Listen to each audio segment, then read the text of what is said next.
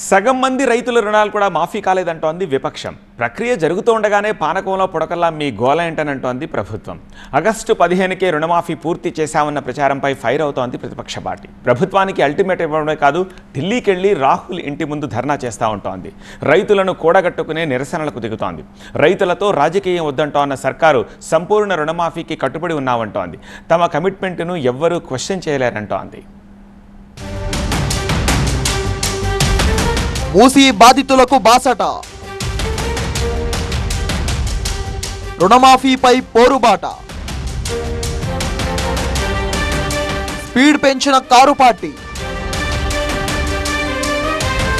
ఓ పక్క మూసీ, మరోవైపు రుణమాఫీ. విమర్శలతోనే ఆగడం లేదు బీఆర్ఎస్ పార్టీ. క్షేత్రస్థాయిలో కథన రంగంలోకి దూకేసింది. మూసీ పరివాహక ప్రాంతంలో బాధితులకు మేమున్నాం అన్న భరోసానిస్తోంది. 6 గ్యారెంటీల సంగతి ఏంటని ప్రశ్నిస్తూ ప్రభుత్వాన్ని కార్నర్ చేస్తోంది బీఆర్ఎస్ పార్టీ.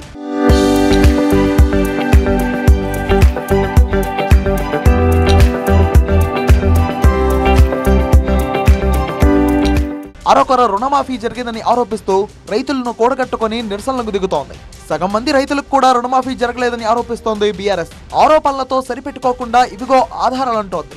రుణమాఫీ జరగని రైతులందరినీ ఏకతాటిపైకి తెస్తోంది. పాలకుర్తి నియోజకవర్గంలోని తొర్రూరులో మాజీ మంత్రి ఎర్రబెల్లి దయాకర్ రావు నేతృత్వంలో రైతు మహాధర్నాకు బీఆర్ఎస్ ముఖ్య నేతలు హాజరయ్యారు. ప్రభుత్వంపై విమర్శలు ఎక్కుపెట్టారు. మహాధర్నాలో మాటలు తూటాలు పేలాయి.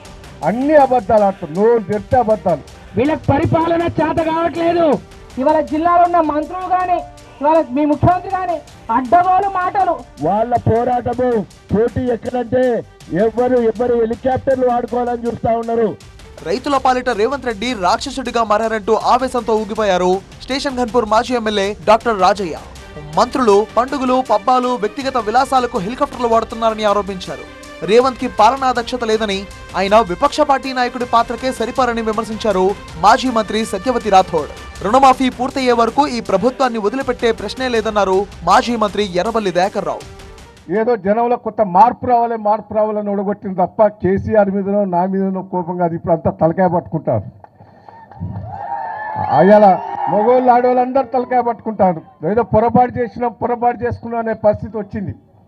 ఇలా రుణమాఫీ ఏందండి, ఎంత ఆశ పెట్టాడంటే బోకల్ మాటలు మాట్లాడుతాడు రేవంత్ రెడ్డి. నాకెరికే దసరా తర్వాత ఢిల్లీకి వెళ్లి రాహుల్ గాంధీ ఇంటిని ముట్టడిస్తామన్నారు మాజీ మంత్రి హరీష్ రావు. వరంగల్ రైతు డిక్లరేషన్ ఏమైందని నిలదీసి రుణమాఫీ జరిగేలా చూస్తామన్నారు ఆయన. దేవుళ్ల మీద ఒట్లేసి సీఎం రేవంత్ రెడ్డి మాట తప్పారన్నారు హరీష్ రావు. కర్ణాటకలో 5, తెలంగాణలో 6, హర్యానాలో 7 గ్యారెంటీలతో ప్రజలను కాంగ్రెస్ మోసం చేస్తుందన్నారు. ఒక్క బస్సు తప్ప మిగిలిన హామీలన్నీ తుస్సే అన్నారు హరీష్ రావు. దసరా లోపు రైతు మందు పడకపోతే రైతులు వదిలిపెట్టాలని హెచ్చరించారు ఆయన.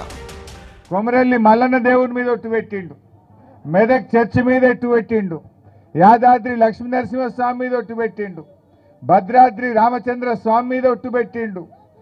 ఆడబోతే ఆడ ఒట్లు పెట్టిండా లేదా? సమ్మక్క సారాలక్క మీద కూడా ఒట్టు పెట్టిండా లేదా? అన్నిటి మీద ఒట్టు పెట్టిండు. 15 ఆగస్టులోగా రుణమాఫీ చేస్తా అని చెప్పి పెద్ద మొనగాని లెక్క మాట్లాడిండు. ఏమెళ్ళిండు? మొనగాడు కాదు, వీడు మోసగాడని తెలిపింది.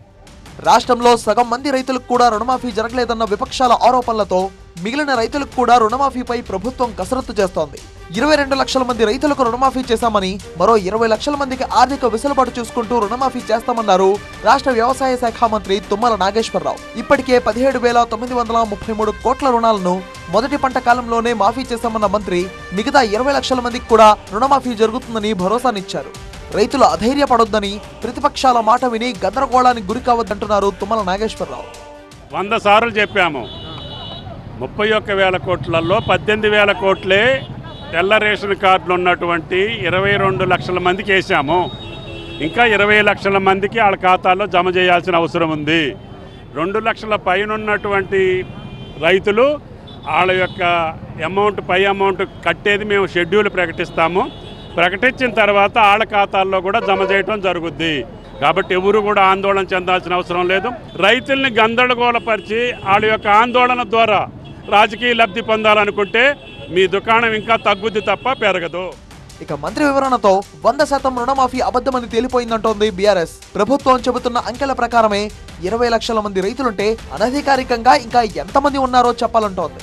చివరి రైతు వరకు రుణమాఫీ పక్కాగా జరగాలని డిమాండ్ చేస్తున్న బీఆర్ఎస్ రైతు బంధు ఏమైందని ప్రశ్నిస్తోంది. రైతుల విషయంలో ప్రభుత్వానికి చిత్తశుద్ధి లేదన్న ప్రచారంతో ప్రజల్లోకి వెళ్తోంది.